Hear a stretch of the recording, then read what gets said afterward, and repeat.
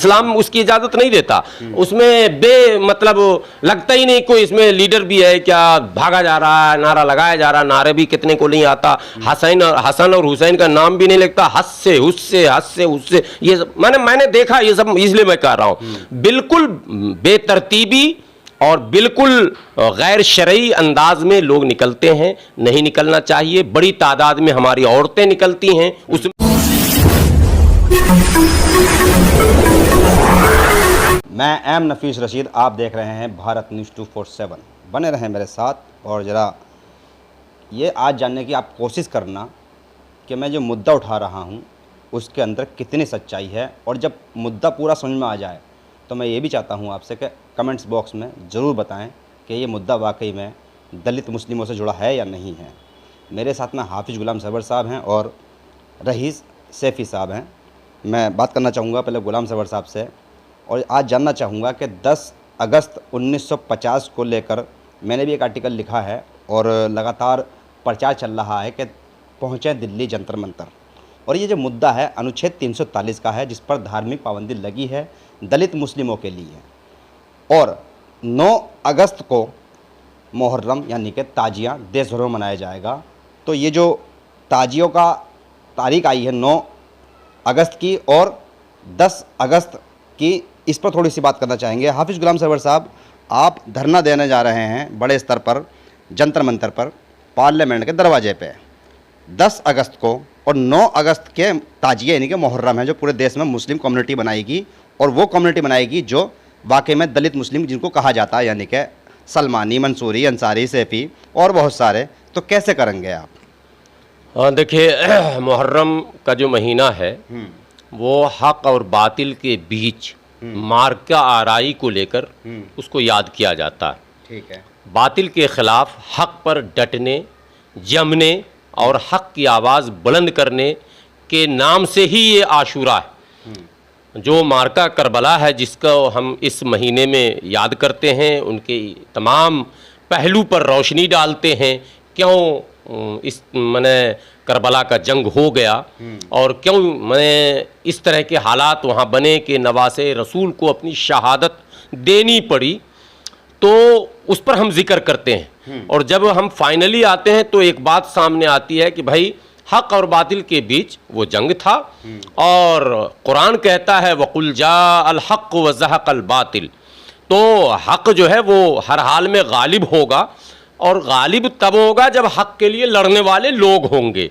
ये जो आपने सवाल उठाया है, देखिए इस मुल्क में चूंकि जमहूरी निज़ाम है, यहाँ जमहूरी निज़ाम में जो आईन है हमारा, जो दस्तूर है, जो संविधान है भारत का, भारत के संविधान में जो कुछ है उसी में हम सब घूमते हैं, उसी में हमारे हुकूक हैं, उसी में।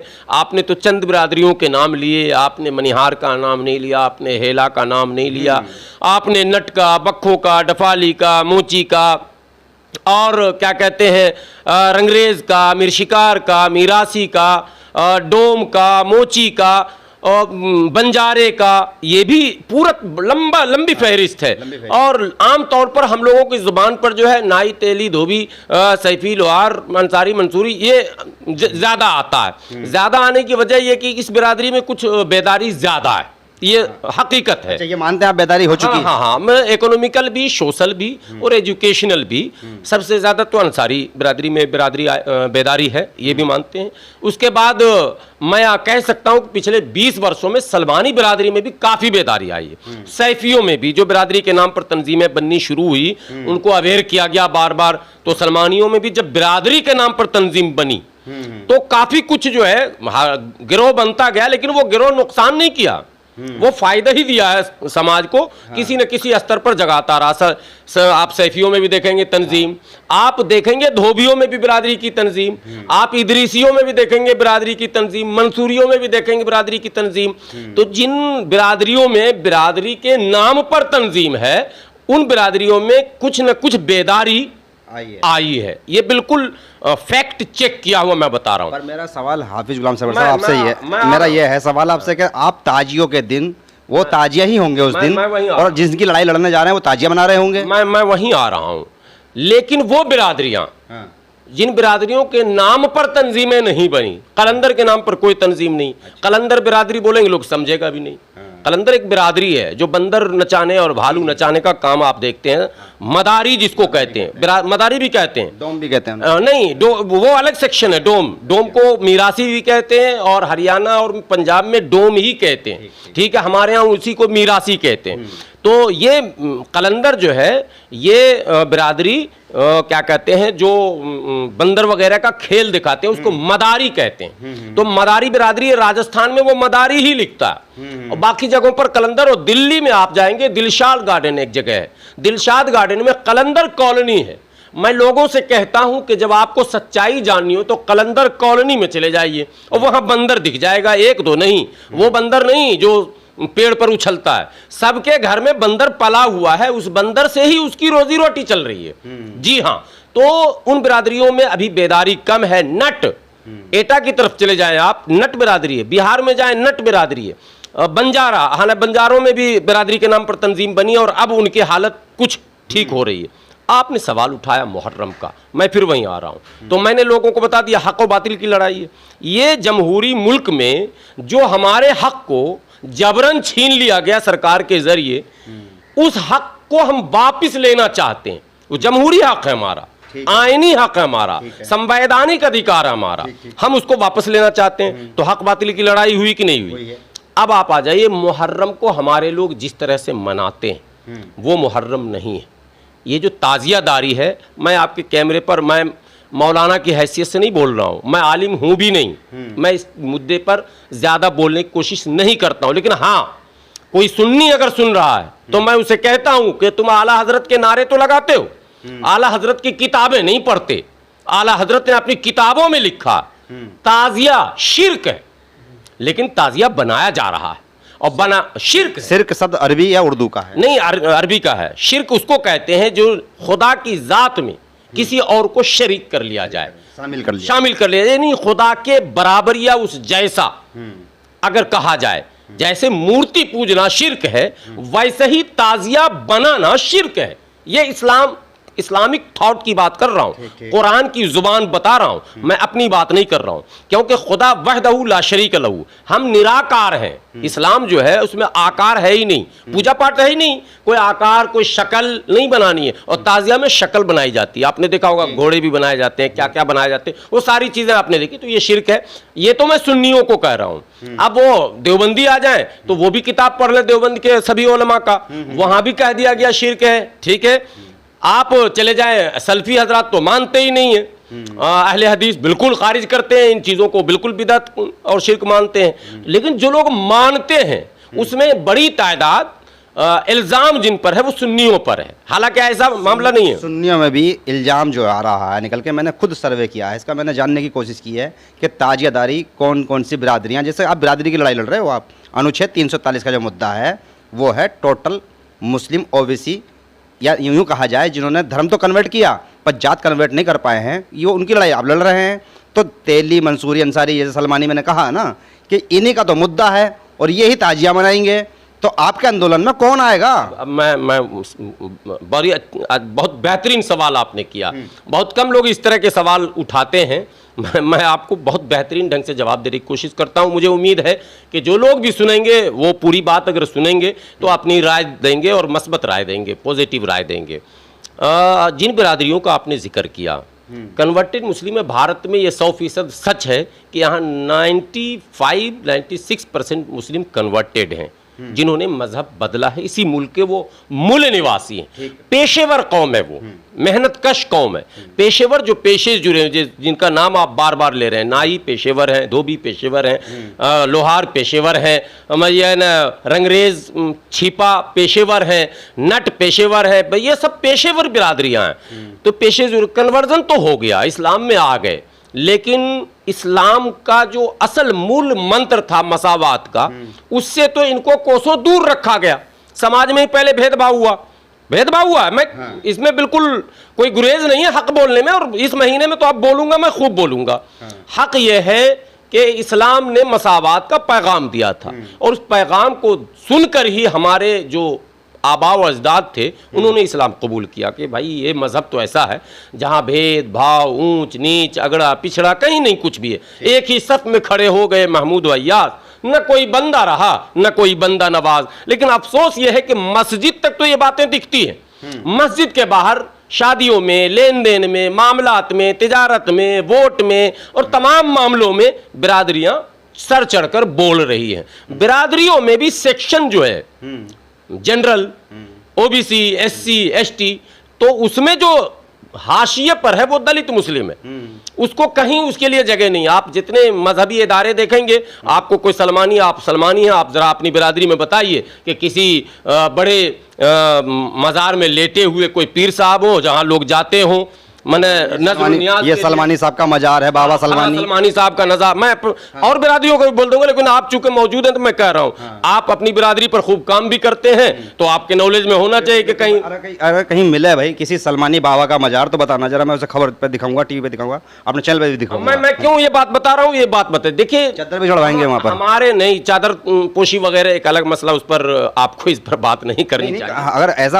अगर कोई हमारे समाज का बाबा है और सौर आराम फरमा रहा है, कुछ दे सकता है, तो क्यों ना चढ़वाएं उस पर चादर? ये चादर तो चढ़ सकती है ना। सेंसिटिव इशू है, मजहबी गुफ्तगू जब हम करते हैं। पर मेरा सवाल हाफिज साहब आपसे यही बना रहेगा, मेरा सवाल यही बना रहेगा आपसे कि आपने जो है ना इस बात को घुमाया जा रहे हैं। नहीं, मैं 10 अगस्त पर आ रहा हूँ। मैं क्यों ये बातें कह रहा हूँ कि नबूवत का दरवाजा बंद हो गया। हमारे नबी आखिरी नबी थे, अब क़यामत तक कोई नबी नहीं आएगा, और ईसा अलैहिस्सलाम आएंगे तो वो उम्मती बनकर आएंगे, लेकिन विलायत का दरवाज़ा बंद नहीं हुआ। अब मैं उन लोगों की तरफ पहले क्लियर करके ला रहा हूँ, 10 अगस्त तक घबराने की ज़रूरत नहीं, 10-5 मिनट ज़्यादा हो जाएगा। तो विलायत का दरवाज़ा जब बंद नहीं हुआ तो ये कहाँ लिखा है कि वली जब बनेगा तो वो खास बिरादरी का ही बनेगा, और सलमानी, तेली, नाई, धोबी, लोहार और बंजारा और फलां और चिला ये नहीं बनेगा। किसने नहीं बनने दिया भाई? क्यों नहीं बना? क्या ये नमाज नहीं पढ़ते? क्या ये कुरान नहीं पढ़ते? क्या खुदा पर यकीन नहीं रखते?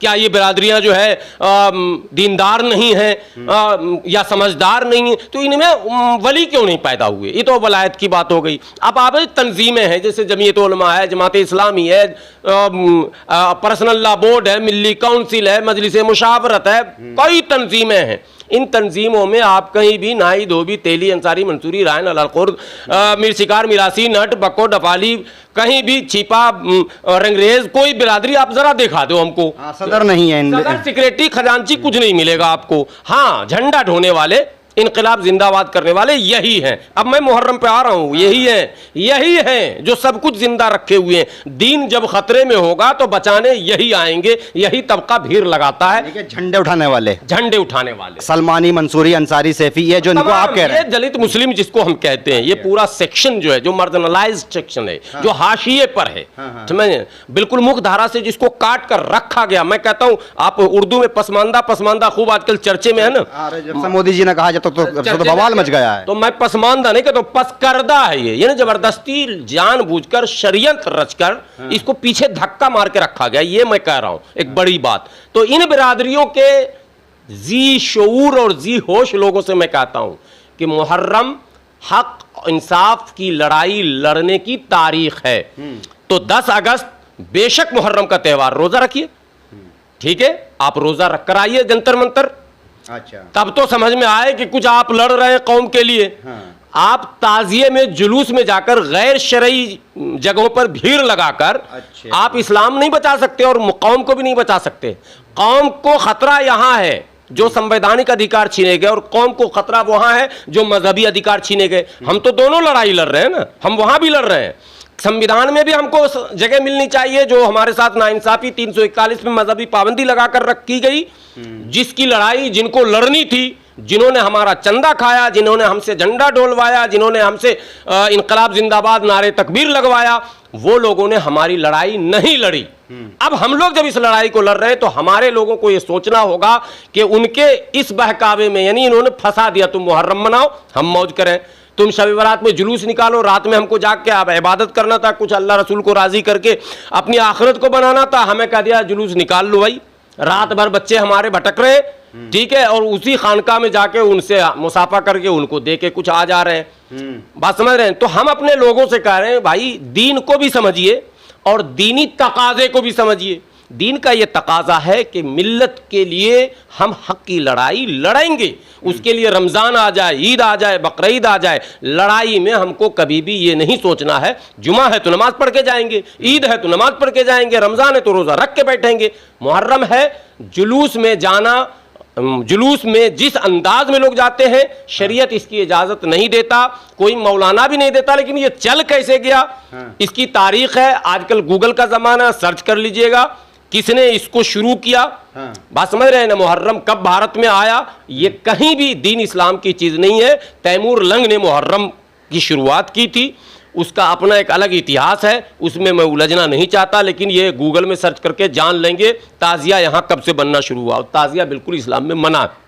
तो आपने कहा कि ताज़िया है 10 तारीख को, मुहर्रम मत बोलिए, ताज़िया। लोग ताज़िया के जुलूस में जाते हैं और यही तबका जाता है, ये आपका कहना और ये सच भी है, यही हम लोग देखते भी हैं। मैंने सर्वे किया इसका, मैंने पूरी जानकारी हासिल की है। तो कौन जाता है? यही जाते हैं। सच्चाई है ये। देखिए, जो अपर कास्ट मुस्लिम है और जो एलिट सेक्शन है, जो हमारा पढ़ा लिखा तबका कह लें आप उसको, तो वो इन चीज़ों से शुरू से दूर है।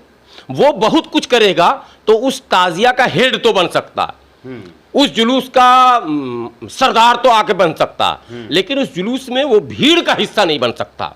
भीड़ में यही लोग शामिल होंगे, भीड़ में यही तबका जिन है पर प्रतिबंध लगा हुआ है कि आप ना तो सत्ता में जा सकते हो, ना शिक्षा में जा सकते हो, ना नौकरी में जा सकते हो। हाँ, तो इसलिए इन तबका के लोगों से मैं कहता हूं कि हकीकी इस्लाम को समझिए। ये फर्जी इस्लाम है जो राइज किया गया। हकीकी इस्लाम नमाज है, रोज़ा है, ज़कात, अगर आप साहिबे हैसियत है, साहिब निसाब हैं तो ज़कात है, और बहुत ज़्यादा आप हज के लायक हैं तो हज फ़र्ज़ है। और ये जो नमाज, रोज़ा, ज़कात, हज, इसके अलावा मैंने 5 ही अरकान है, 5 में एक कलमा है यानी ईमान लाए, उसके बाद नमाज फ़र्ज़ हो गया, रोज़ा, ज़कात और हज फ़र्ज़ हो गया। ये जो मामले हैं मुहर्रम के जुलूस, फलां के जुलूस, ये हमको उलझाने का एक षड्यंत्र है। तो यानी कि आपका साफ कहना यह है कि आपके प्रदर्शन आंदोलन में सब लोग पहुंचे जिनका ये हक है। मैं अपील करता हूं, मुहर्रम अपनी जगह है, मुहर्रम का त्यौहार आपको मनाना है, आप त्यौहार रोज़ा रखें, उस दिन आप कुरान ज़्यादा से ज़्यादा पढ़ें और दीनी मजलिस में करबला पर जिक्र करें ताकि वाक़यात करबला आया हो जाए आपके सामने, क्यों वो मार्का हुआ ये आप समझ लेंगे तो बेहतर है, आपका जानना ज़रूरी है। लेकिन ये खुराफात जो है, ठीक है, इस खुराफात से आप बचें। 2 नुकसान है, एक तो आपका एनर्जी उसमें जाता है, दूसरे गैर मुस्लिम इस्लाम को उसी तरह से जान जाते हैं, अरे यही इस्लाम है, यानी जो उरियानियत, ढोल बजाने वाला और हाँ नारे लगाने वाला, इस्लाम उसकी इजाज़त नहीं देता। उसमें मतलब लगता ही नहीं कोई इसमें लीडर भी है क्या, भागा जा रहा है, नारा लगाया जा रहा है, नारे भी कितने को नहीं आता, हसन और हुसैन का नाम भी नहीं लगता, हस से उससे ये मैंने देखा ये सब, इसलिए मैं कह रहा हूँ बिल्कुल बेतरतीबी और बिल्कुल गैर शरई अंदाज में लोग निकलते हैं, नहीं निकलना चाहिए। बड़ी तादाद में हमारी औरतें निकलती हैं उसमें। मैं उन सबों से औरतों को धरना प्रदर्शन में तो लोग भेजते नहीं हैं, कहते हैं कि नहीं प्रदर्शन में औरतें नहीं जाएंगी और पर्दा है इस्लाम में। माना हक की लड़ाई के लिए करबला में पूरा खानदान गया और सिर्फ हुसैन नहीं गए, करबला में पूरा कुंबा गया, ज़ैनब भी गई। बात समझ रही? जी। तो वहां तो औरतें भी पहुंच गईं। हाँ। लेकिन जहां हक की लड़ाई होगी हमें यह कहा जा रहा है नहीं औरतों का क्या काम है वहां। और जुलूस में जहां औरतों को बिल्कुल नहीं जाना चाहिए, जहां बेहयाई होगी, उरियानियत होगी, खुराफात होगी, छेड़खानी होगी, सब कुछ होने का जहां इम्कान है, वहां औरतें जा रही बड़ी तादाद में। तो ये इस्लाम किसने हमें समझाया? ज़रूर उन गलत मौलवियों ने समझाया जो गलत रास्ते पर डालकर अपना उल्लू सीधा करना चाहते हैं। मैं अपील आखिरी में करूंगा, आपने सवाल किया इसके लिए आपका शुक्रिया। ये सवाल लोग कर नहीं पाते हैं, आपने कर लिया हिम्मत करके, अल्लाह आपकी हिम्मत को बढ़ाए। और लेकिन लोगों से अपील करूंगा, 10 अगस्त 2022 दिन बुधवार है, जी, दोपहर 12 बजे जंतर मंतर पर अनुच्छेद 341 पर लगे धार्मिक प्रतिबंध, जो कि 1950 में पंडित नेहरू जी ने लगाया था, तब से आज तक हम भुगत रहे हैं। हम उस तमाम फैसिलिटीज, तमाम सुविधा और तमाम जो कानूनी है उससे हम वंचित कर दिए गए जो उस तबके को मिलता, यानी नॉन मुस्लिम को मिलता है, मुस्लिम को नहीं मिलता, जो कि असंवैधानिक है। उसके खिलाफ हमारी लड़ाई है सड़क पर भी और हमारी लड़ाई कोर्ट में भी। आपको पता है सुप्रीम कोर्ट में बाज़ाब्ता लड़ाई चल रही है। हम लोग कोर्ट कोर्ट का भी कई बार घेराव कर चुके हैं। अभी पिछले दिनों ये भी थे, आप भी थे, रईस भाई भी थे उसमें, मैं भी कवर कर रहा था। आप भी थे। हम लोगों ने सुप्रीम कोर्ट के चीफ जस्टिस से गुहार लगाई थी, हमने धरना दिया था। अभी जो 10 अगस्त का धरना है वो उसका नाम है डे ऑफ इनजस्टिस, यानी अन्याय दिवस के नाम से उस कार्यक्रम को हम करेंगे और सरकार से गुहार लगाएंगे कि ये अन्याय जिसको हम 70 वर्षों से झेल रहे हैं, एक युग हो गया साहब। कोई हत्या मर्डर करता वो भी 20 वर्ष में बरी हो जाता साहब। हमने 70 हो गए, 70 75 73 वर्ष हो गए। 73 वर्ष हो गए। हमने कौन सा जुर्म किया? हम महान सेवक हैं इस देश के। कूड़ा हम उठाते हैं, कपड़ा रुई हम धुनते हैं, कपड़ा हम बुनते हैं, कपड़ा हम सिलते हैं, कपड़ा हम माने धोते हैं, हम बाल हम काटते हैं। सारी सेवा की जो काम है वो हमारा समाज कर रहा है। हम इस देश के महान सेवक हैं। हम सरकार से कहते हैं कि जब हम महान सेवक हैं आपके, तो हमारे साथ आप अन्याय क्यों कर रहे हैं? हमें कम से कम वो अधिकार तो दीजिए जो संविधान में हमें थे। इसी मांग को लेकर हम लोग बैठेंगे। आप लोगों से भी अपील है, इसको विज्ञापन आप समझ लीजिए कि अपील मैं कर रहा हूं। भाई जो लोग सुन रहे हैं उनसे गुजारिश है कि इस वीडियो को ज़्यादा से ज़्यादा दूर तक पहुंचाइए और लोगों से अपील है कि वक्त मिले तो एक दिन कौम के नाम दिल्ली के जंतर मंतर पर आइए। अब जिस तरह से साहब गोई के साथ में हाफिज गुलाम सरवर ने पूरी बात को खोल दिया कि आपने समझ लिया होगा अच्छी तरीके से कि अंसारी मंसूरी से फी सलमानी मैंने बहुत सारे नाम कम लिए हैं, गुलाम सरवर साहब ने ज़्यादा ले लिए हैं। और ये बताने की कोशिश की है कि ताज़ियों के अंदर जिस तरह से झल्लूस निकालकर आप लोगों की ढुलाई की जाएगी और सरदार आपका कौन होगा, और ये इस्लाम का भी कोई अरकान नहीं है। अब देखना ये होगा कि आप अपने मौलिक अधिकारों की लड़ाई लड़ते कैसे हैं, और अनुच्छेद 347 पर लगी मजहबी पाबंदी को लेकर जो अपील गुलाम सरवर ने की है जंतर मंतर पहुंचने की दिल्ली, उसमें कितने लोग शामिल होते हैं, वो लोग जिनकी लड़ाई जंतर मंतर से लड़ी जाएगी। मैं एम नफीस रशीद, आप देख रहे थे भारत न्यूज़ 247।